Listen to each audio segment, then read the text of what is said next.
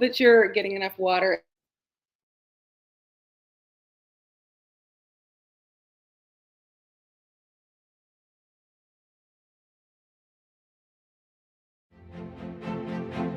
Empower your leadership journey with the CEO Series. Whether you're at the gym, strolling, or commuting, our impactful dialogues with world-class leaders are just a click away. Immerse yourself in the minds of visionaries shaping today's most influential companies and innovations. It's not just an interview, it's a masterclass in leadership. Don't miss out.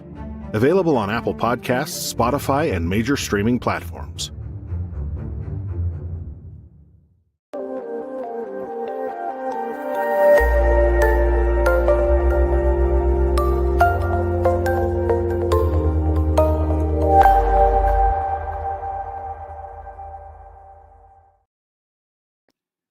Good morning, good evening, depending upon what part of the world you're in. If it's Friday, it is the CEO Series, where we bring together the most phenomenal leaders from across the globe, and they share their career journey. And we're honored today to have a very, very dear friend, Kelly Hall, who combines a decade of high-level marketing experience in New York City and eventually transitioned into a passion for real estate, creating a powerhouse approach to buying, selling, and investing in luxury properties. Sharp eye on market trends and talent for matching clients with their ideal homes. She delivers a seamless experience. As the founder of Legacy Builders at eXp Realty, Kelly is dedicated to mentoring and empowering agents to scale their success in the competitive market. So join us as we explore her journey from marketing in New York to now in real estate. Hey, how are you, Kelly? Hey, Ron, I am so good. I'm so glad to be here with you. How are you this lovely morning and evening where you are? Yeah, it's 5 in the afternoon. It's so good to talk to you. To give some background, the last time we spoke was we had lunch at our normal diner in New York City on 43rd Street, where we would go to discuss high-level issues. So that's called AKA the Vault, where we go, the Vault, and that's conversation where there was no other ears, just Ron and I in a booth with some really great eggs and toast and really good coffee.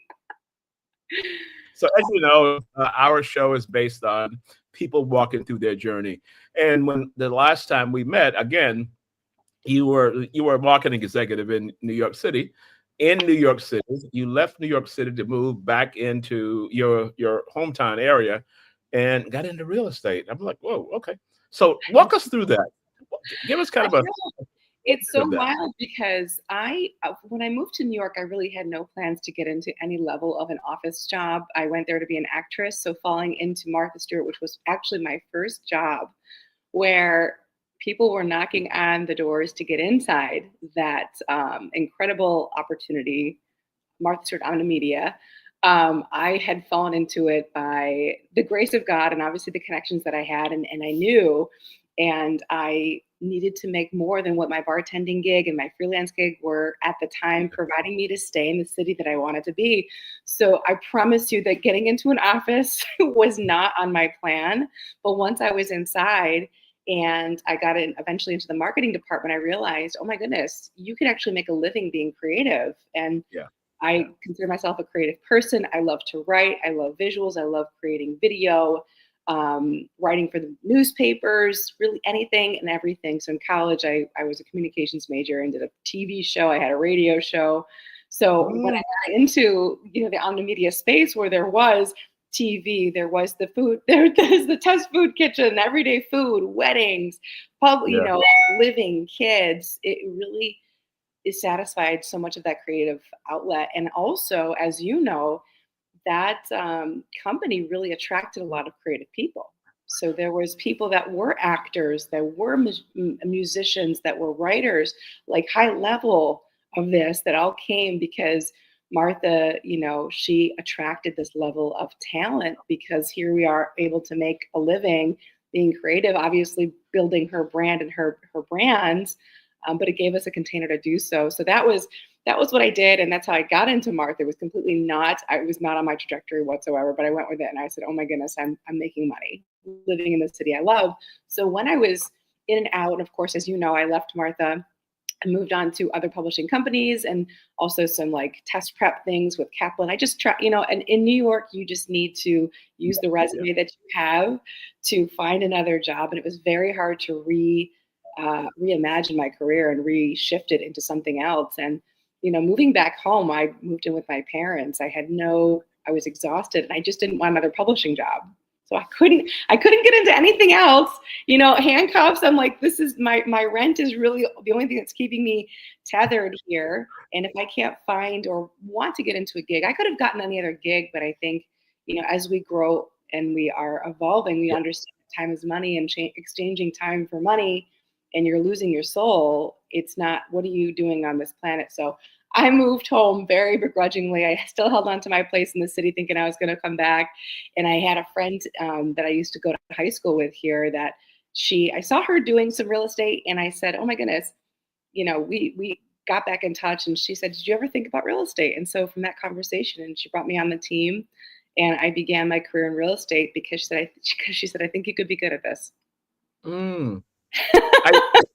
And I'm so grateful for her every day. It was quite a journey. And I just know that like just having somebody say, I think you could be. And if you're open enough to go, let me see and see all the 10 years that I put into marketing, how it could convey into real estate, which, oh my gosh, does it ever? And you're literally your owner of a company, owner of your own business. And so much of the marketing listing and doing all the things that we do really, really conveys and parallels. Yeah. When I saw that you had made a transition back to, back to home and you had transitioned in real estate, but then when I see the promos you're putting out, the information you're putting out, and I said, well, you know what? You took one skill and kind of morphed into another skill, but the focus is different. Now it's real estate, now it's people buying, as opposed to a product line. That was pretty easy. Yeah. So when you look back on it now, it seems like an easy transformation. I'm sure in the midst of trying to get back, it wasn't quite that easy. Well, it was a lot of, I think I would say I started 2 months before the pandemic. So I don't know a normal market. Yeah. I don't know. And I do think I'm made for this. I'm cut for, I don't think I don't think, especially at that time frame, there's a lot of agents that left the industry. But I put on my hat of, I literally just invested, to get the course, to do this, it's sink or swim. And I knew in these situations, I have to swim. I had just gotten into a new home that required me to pay for it, new bills, all these things that I thought that I was actually going to transition with a full-time job, and that job went away. So I said, honey, buckle up because we got to make this work. And it was at a time too where, people were in we were panicked.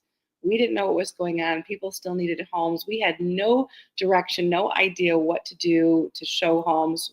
So it was kind of this interesting, I think a lot of agents, and I really want to demystify this for people that are considering getting into real estate. It does seem scary and it seems like it's this whole, yes, you can make a lot of money, but listen, all it takes is for you to hone in, ask the right questions to the right people, and take action. And so in that time where I had no idea what to do, I realized the opportunity of COVID was that nobody did. So we were all, there's a lot of agents that are like, I've been doing this for 30 years and it makes you far superior.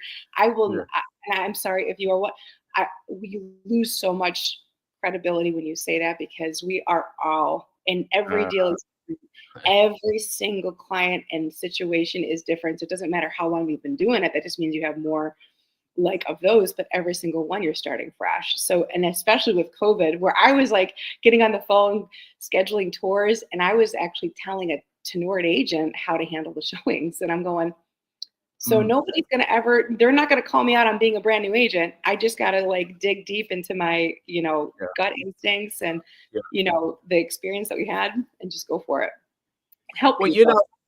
Yeah, from your background, brand marketing and all of those kind of angles, when you moved into this new area, you've already created a brand in that area that you're in now. And so I think of someone who did not have the so-called marketing experience and they come in, what do you do? I sell homes. It's a whole lot more than that. How do you create that people want to come and work with you? So the knowledge that you had from the formative stages, were you able to transition a lot of that knowledge to your new focus? So much. And so much of like when I was building, let's say an email campaign or like the blueprint launch, I think of when we were putting that all together, when we were launching a new magazine at Martha, so many pieces, and you're really building a team. So what do you have to have when you're putting together a campaign? An art department. You have to have the finance department to make sure you have the budget to actually invest in creating copy, hiring the ad, our partners that are doing this, going through the legal department to make sure everything that we are saying to market is going to be, it's everything looks good, I's are dotted, T's are crossed. Then it's the approval process. And I remember Martha saw some of the stuff that I created and she was like, that really nails the. So I was like, and that was when I knew I could quit and start my own thing. With Martha.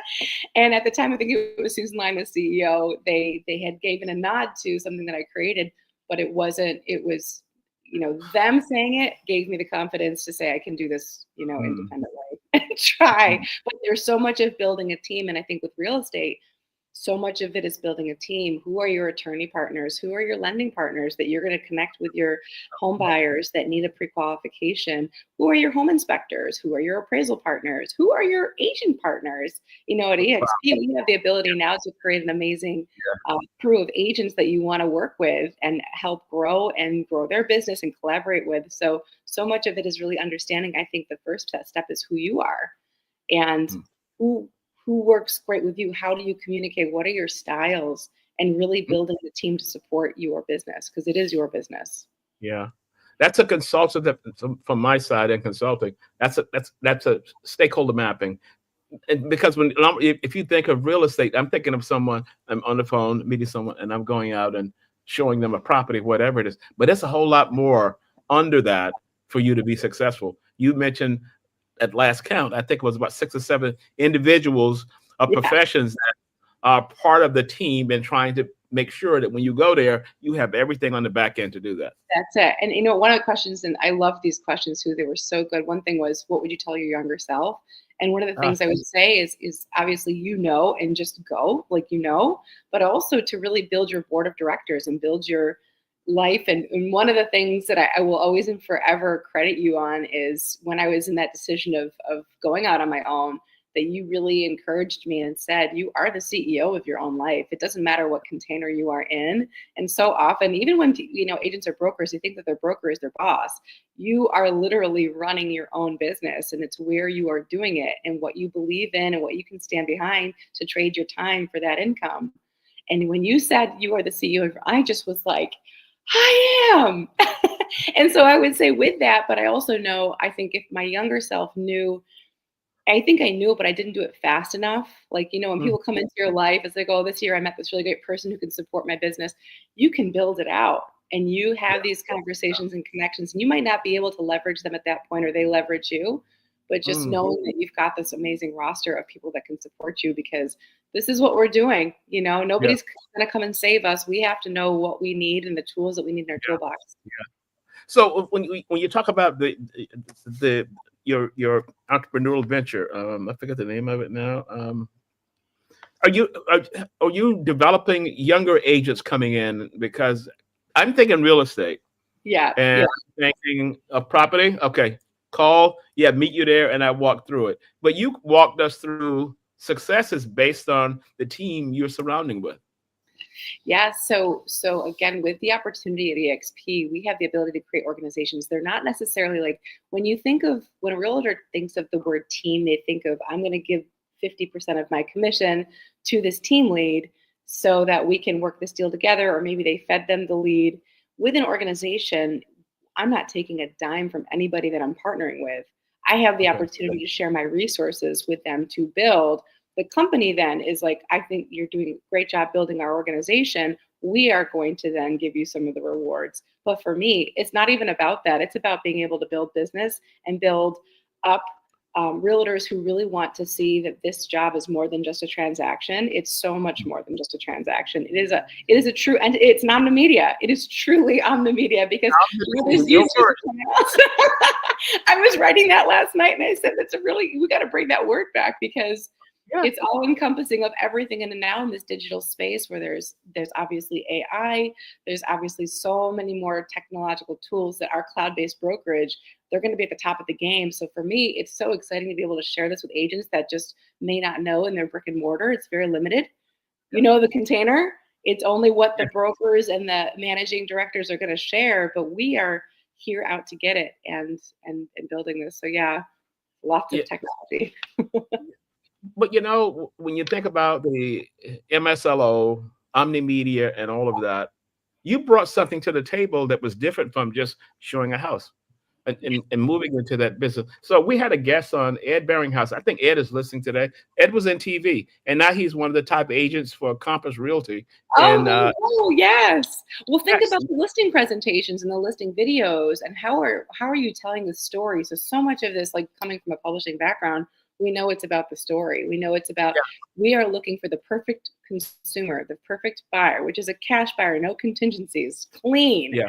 We want the ability to attract that. And so in order for us to really bring that to market, it's not anymore. It's not about just putting up pictures. It's not about like, you know, just putting up the listing description. We have to really bring this, especially now with over 90% of consumers and home searchers online.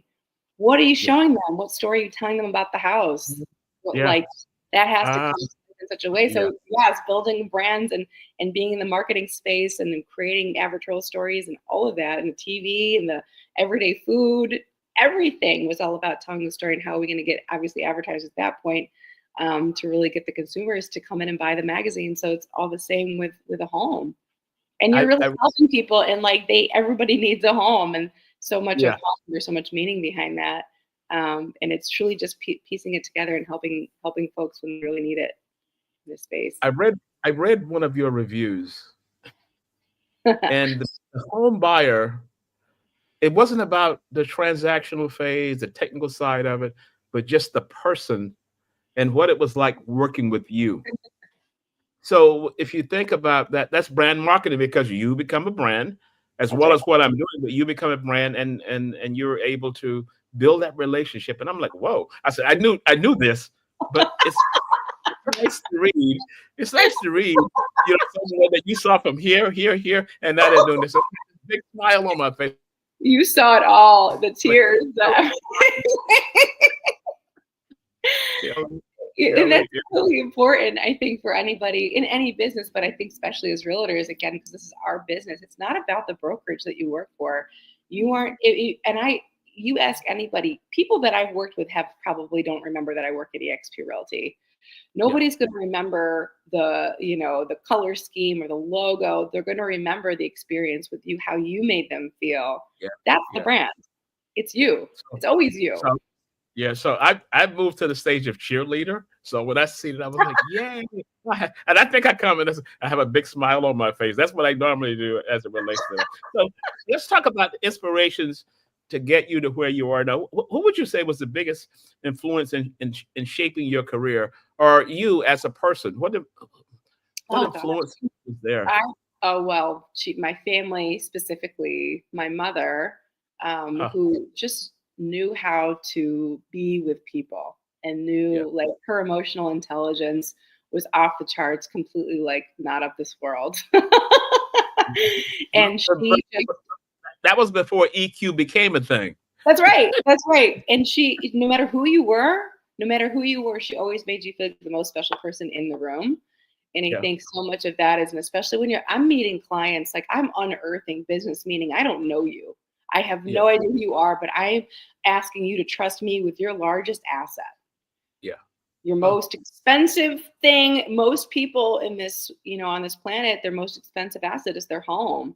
And here I am making calls or stopping by. And so much of what my mother exemplified to me in my life was just be that warm person. And everybody's here. We all need that. And I'm just going to be the person. I'm a broker. I may be a broker of real estate, but I'm a broker of information. I am just sharing literal facts about the home. How am I conveying it? And how am I making you feel while I'm sharing literal facts that just exist? So that's and my grandfather, her father was a home builder in central New York. So he provided the lumber. Actually, my first flip, I learned that he did all the roof trusses in the development. And it was a really special, like, oh my gosh, that's so cool. Yeah. And just home, the idea of homes has a lot of meaning with my matriarchs. So now, yeah. So now you're carrying it to the next level. Here's a question. So when you marketing, well, someone says, I think you would do well in this. When did you realize that, you know what, I'm on to something here with this real estate thing? I say real estate. It was the first deal. I think it was, oh my gosh, I think when you're demystifying something, you're doing something that you've never done before, and then you did it. Yeah. You're like, I just did that. Like, your first consult when you landed the gig, like you're like, I just did that. And I go, I can do this again. And then you realize when it clicked certainly it was, this job is supporting me, but beyond the commission and beyond the revenue, it's so much about being able to help people. So when I realized, and especially at the crux of the pandemic, when I was helping people in their most vulnerable, it's truly a vulnerable state, and being able to again couple who I am with what I know to guide this person through, I was like, wow. And it could, support me throughout my life, and to be able to do, and there's so much more that happens throughout real estate too. So many different pockets of revenue streams that you could go. But I think when it clicked was when I realized I was really helping people, through this really very vulnerable season of life.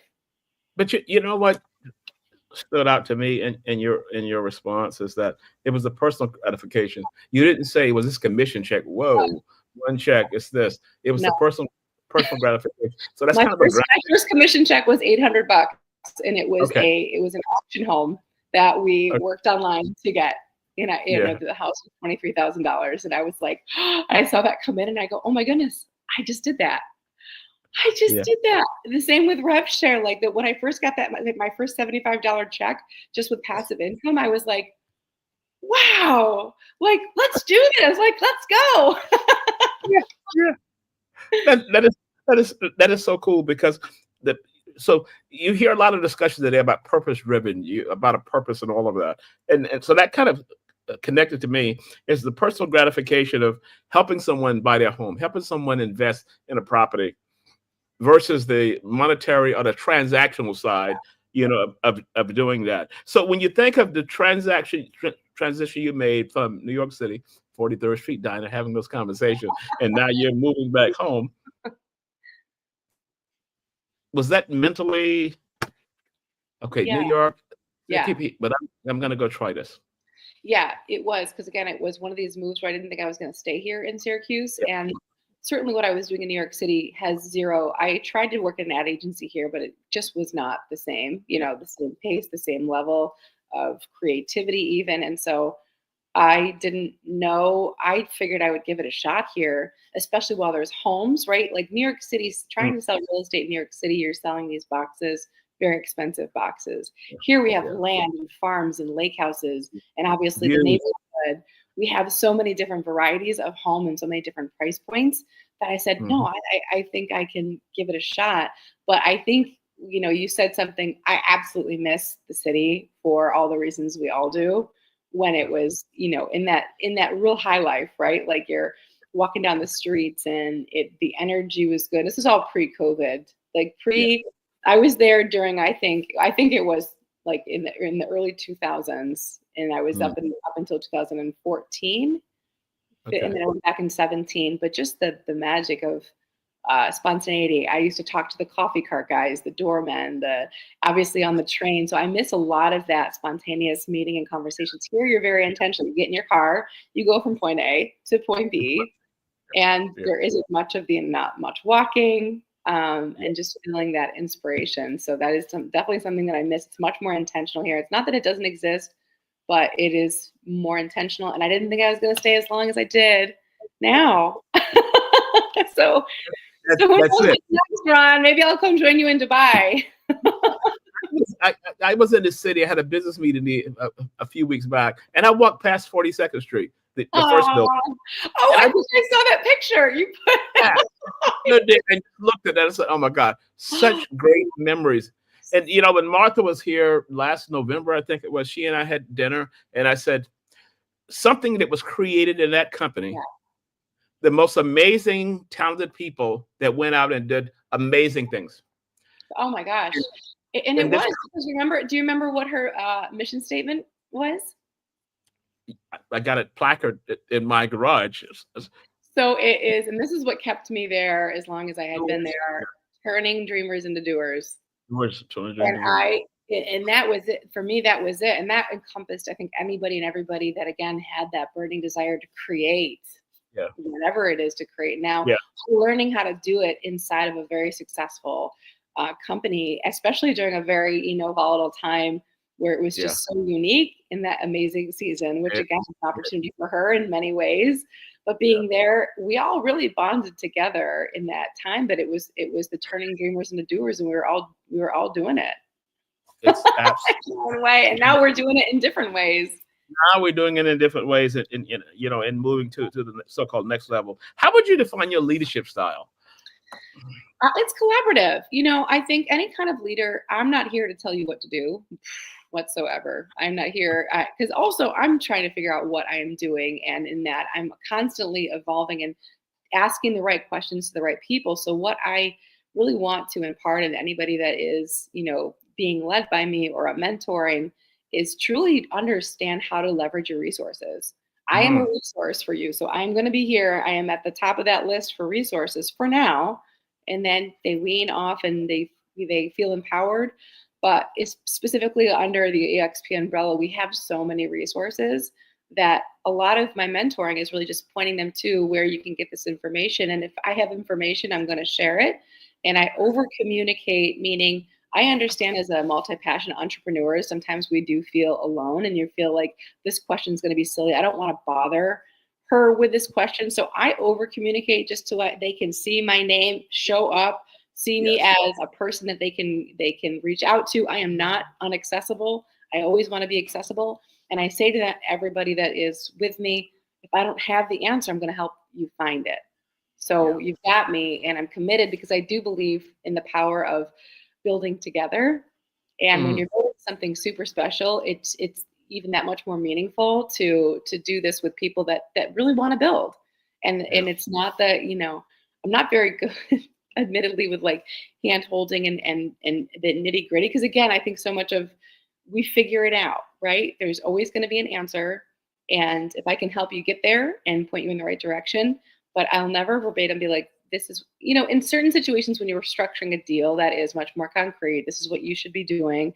So when I'm mentoring, agents that are working on deals, because we do that, it is like there are very specific things you got to do. But when it comes to building your business and life, so much of it is like, I got to figure out how you want to build and what really resonates with you. And then you double down on what's working. But you've got to try things in order to know what you really resonate with and what's working for you as the realtor. Because what works for me, I love to do events.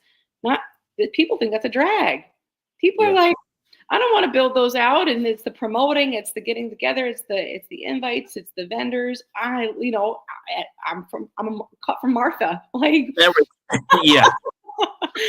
And my mother, I would say my mother always loved to throw a party. So there's such an infusion of that. And I just love to bring people together. So I'll double down on that, but that's not going to be everyone's cup of tea. And that's not how they want to build their business. So much of the leadership is really understanding how to collaborate best with the person that I'm working with. So if you go back to your marketing days, would you ever had envisioned that you would transition to, say, real estate, not real estate as a profession, but to become extremely successful in this new area that you knew nothing about, probably had never even given a thought to, and you were able to come and hit the ground running and build something out? No, you know what? I always was fascinated by it because I moved around as a kid a few times. And so when, I'm going to date myself, but like when I would circle houses in the paper for my parents, I'd be like, Mom, this is a 4-bedroom, 2.5 bath. And this has this, and look at it's got this room and the bonus room and all this stuff. So I loved it, playing like that. And I always was fascinated. And then when I moved home, I was glued to Chip and JoJo, their fixer upper, and finding these decrepit homes. And like so much of that story and that brand is turning something from nothing and finding an opportunity in like a shack that they turn into this Yeah. beautiful home for somebody to enjoy. So I was so fascinated with that. And just, yeah, again, it's the infusion of home. So I saw, and again, I live upstate New York now where there's a bunch of barns and I can see it. It just became more, it started to like check off boxes. And then realizing, and I didn't realize in my first year in business, I got the Shining Star Award. So that means like as a rookie, you do certain amount of production. I'm not one, I never check agents' production. I never compare myself when it comes to numbers. I'm in my lane. Don't mess with me. I just know what I got to do and I do it. I don't ever compare my numbers. I don't enjoy when people talk about numbers because I'm like, that's not what's defining. It's how many people are you helping? How about that? Like, how many people are you able to help? And I just dove headfirst. So I had no goal to win an award or do any of that. It was just really fueled by trying to support myself and learn this new business and helping as many people as I could. So it just just happened. Yeah, but it's good to, even if I weren't looking for that, to be acknowledged. You know what? I never thought, well, that's pretty cool to have that acknowledgement. It was very, I will say I was very humbled and I was also just very, like kind of awestruck that again, but it made me realize that anybody can really do it. It was one of these moments of like, I think so much of wanting to build legacy builders here is to really allow agents to know that they can. And now we have all these tools for brand new agents to come in and it's a basic plug and play. And you've got all of these amazing gurus nationwide. So we're not just in our backyard in Central New York. We have agent partners around the globe and we're now in 28 countries. Really? So you want to learn real estate from any one of these gurus, just pick up the phone. And we are so willing to just have a conversation. I remember when I had my first luxury listing, I was like, okay, it was 2.95 million, and it was the highest number I'd ever done. I had 3 conversations with EXP agents in different markets, so California, Arizona, and Colorado, and all of them gave me an hour to just like talk and and I picked their brain. How would you handle this? What would you do? And open house to closing gifts.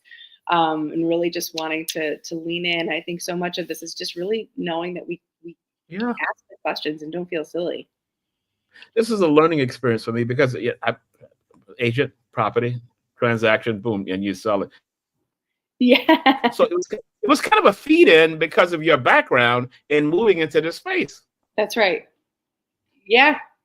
Yeah. Because you see the bigger picture. You see how things are built. And I think a lot of agents don't understand the business aspect of it, like that it is a full-on business.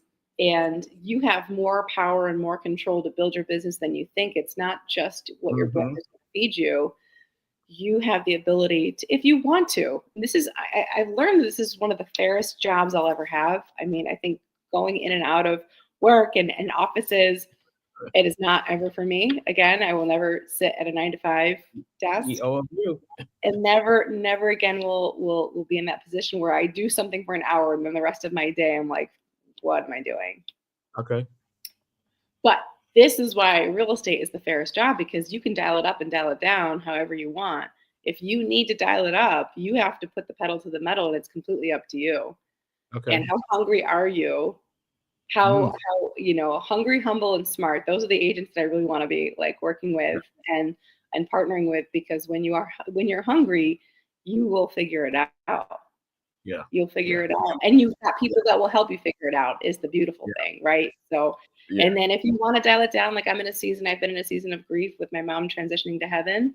And now my precious boy, my Sammy. So, but I'm kind of feeling like I'm dialing it up with him. With mom, I needed to dial it down a little bit.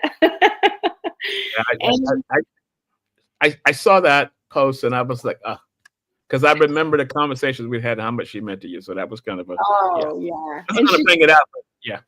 No, yeah. And that's the thing. I was also very fueled by grief too.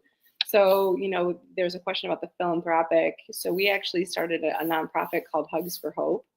And so much grief is obviously I need to support myself in real estate, but I also like dove in with my family to create Hugs for Hope. And this was an idea that she had to hug people, basically just give them like gift baskets in the hospital. And I remember when she was home from one of her treatments, and she just goes, she was so touched by how many people gave to her.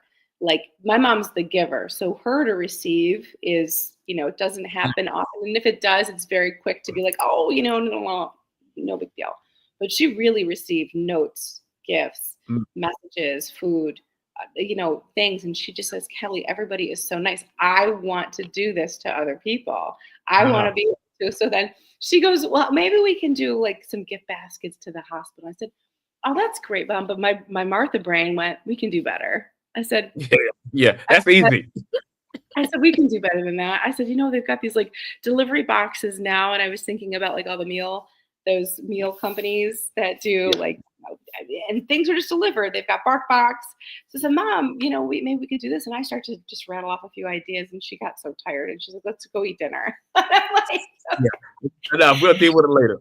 It was, and it was soon after, she graduated to heaven, and it just kept me up, the idea of putting together these boxes. And because I had vendors from Martha Stewart, I'm still using the people that put together these boxes from Strand, that when I used to use these promotional materials, they're making our boxes. And we have these beautiful hugs that have a cancer nutrition cookbook. We have hand knit scarves and beanies for the gentlemen. We've got leather bound journals, hand poured candles. We've got just a few other resources. And if you're local, you get like coffees and house cleaning and things like that. But it's just beginning. And that is something that, like, when you're channeling grief, to be able to do something that you can put it. Otherwise, it'd be under a blanket. And that's not where I'm meant to be, I don't believe. Yeah. For a minute. You know what? As we're having this conversation, I'm thinking about, and Martha and I had this conversation, and I said, the greatest compilation of talent I've ever seen. I've worked for IBM. I've worked for Xerox. I've worked globally across the world, but I've never seen and never worked in an environment where the collection of talent was just super, super brilliant people that were doing amazing things, a different thought concept. And I told her, I said, you create an environment for growth. Now, she's promised me that she's going to be on the show, but that's been going on for 6 months now. I hope she does. I hope said, you guys know. So every time we have somebody on, I send her a note. I said, tune in. I said, because people are gonna talk about what it was like to work there. I want to do a quick shout out to some of our guests that's listening in. Peter Piccinini, who was a former guest. Peter's background, he was in arts, he was a studio director, and now he's in wealth management. So this is why when we talk about the CEO series, people started here and now they're doing something totally different. We have Amy Hoskins. Amy said, I'm in the right place, because we were a little late in coming in. And Dr. Singh, who I work with here, and she forced me the opportunity to come and teach a course, once a semester. And Rudy says, always amazing. So thank you everyone for listening in. So I want to go back to a question. You kind of answered it before we got to it. Your younger self, coming out of the diner in New York when we would always go and have these conversations, how would you coach your younger self? Oh, I would tell her to hang. This is a good one.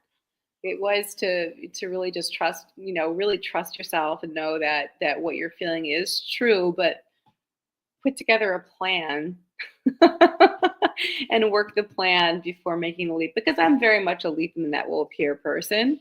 But I think for my nervous system, I'm learning my nervous system needs a little more of like, okay, step 1, step 2, step 3, step 4, still move in that direction. Like, if I knew I was going to be exiting, having an exit strategy and not being so impulsive with it, because so much of me, especially my younger self, I didn't set out to be in an office. I was a creative person. So my emotions, when something hurt my heart, it was like eject, eject, eject. But to be able to go, okay, let's make a plan, work the plan, surround yourself with really wonderful people that will help you with this plan, and not feel, because I never saw this as a woman in my family. All my matriarchs stayed home with the family and the kids. So much of what I know was a father going into an office. but no, and having no idea what happens in that office, just that he goes and he comes home. And I knew some things, but so being in it and in the container, I didn't have any idea how to process the emotional piece of pouring my heart into something, and then, you know, getting a reaction or not a reaction, and how to deal with all that. So I would say to former self, find all the Ron Thomases in the world. Go to those diners, have the conversations, and then truly like work a plan where you feel, you know, safe to do what you already know that you're going to do. Yeah. That diner, I was there. Was it Red Flame? Red Flame, the Red Flame Diner, 43rd, 44th Street. That was always kind of my spot to go and have these conversations. Yeah. Sometimes I'd meet people that were good, and we were making so much noise, and the owner would come up and say, "Hey, bro, you guys kind of tone it down." I said, "This is a coaching session here." So it's a coaching session. It was so great. You were so wonderful, and I gotta thank you so much for being, again, talk about accessibility. Like, I think when you're also at a large brand, you don't know who's going to be your advocate, or even just, I know that you probably more than a handful of times, you weren't able to do more than just to be able to listen and give us advice. But I can't tell you how valuable your presence, your words, your encouragement, and your consistency, because you always are the same. Like, even just talking to you now, it's so heartwarming, because it is like you are the same. And I know that you've evolved and done and are doing so many amazing things when you left the container, and just taking those and evolving everything that you're doing and helping so many more people versus a small little section of people, right? Yeah. Well, you know, my mother always told me, here's kind of from my background. My mother always said, when you leave out every morning, you make a deposit. You help someone. Because if you consistently do that, whenever you need to make a withdrawal for life, it will always be there, and you won't be overdrawn. But you can't not do anything and always expect for it to come back the other side. And I've always lived through that. People will send me notes on LinkedIn and kind of lay it out. I'll always reach back out and say, you want to do a quick call or whatever, because I just want to listen. And I hear a lot of friends say, oh, I just delete all of them. Why would you delete? Someone is reaching out. That's it. Kind of, can you give 5 minutes? But that's just my way of looking at that. So one of the key things that, you know, we're talking about, I saw is in our communication is setting this up. 15 years, we go back, is it 15 years or something like that? Oh, longer than that. Well, we met, for 15. Oh, it's got to be 15. It's 2000. Yeah, so 2000 I started there at 2004. Okay. 2004, 5, 6. I think I left in 2006 or 7. Okay. But we still kept in touch even after you left. And we've been trying to do this for a long while too. Like, I remember when you had first began and it was just a podcast. I don't think it was video. I think it was just like audio. And I said, oh, I would love to get on. But well, we go back longer, and I'm so glad. And then just being able to watch your journey, especially on social, since we, you know, pass and shifts, but be able to see what you do and where you're doing it is so insanely inspiring. Yeah. So my new role is the cheerleader with the pom-poms. When someone in my network does something, I said, just so you know, I have a big smile on my face. Pom-pom. I'm transitioning into that new role now, because I want people to be happy about what they're doing. So the other question I wanted to ask you was that with so many iterations of AI and video content, the whole business of selling homes is totally different than what it was for someone that was doing it years ago. How does Kelly learn about the new trends and stay abreast of all of it? Plug in. So again, at EXP, we are given so many resources as just being an EXP, an agent. So I am attending events. I'm in the rooms. I'm meeting people that are sharing the information about AI, learning prompts, getting on our training. So much of it is just plugging in, taking your notes. There's so much that's shared among other agents that are actually implementing these tools. And so it's so easy in the chat box to share links, to share documents, and to be able to do that. But you've got to go fishing. You've got to know that you have the ability to anything that you want to build out, you can build out when you have the right people that are helping you build it. We are not here to do it by ourselves. So I think surrounding ourselves, if I'm the smartest person in the room, I'm in the wrong room. Like I don't feel like the smartest person in the room where I'm sitting, and I love it because it makes me tune in every day. It makes me go, oh my goodness.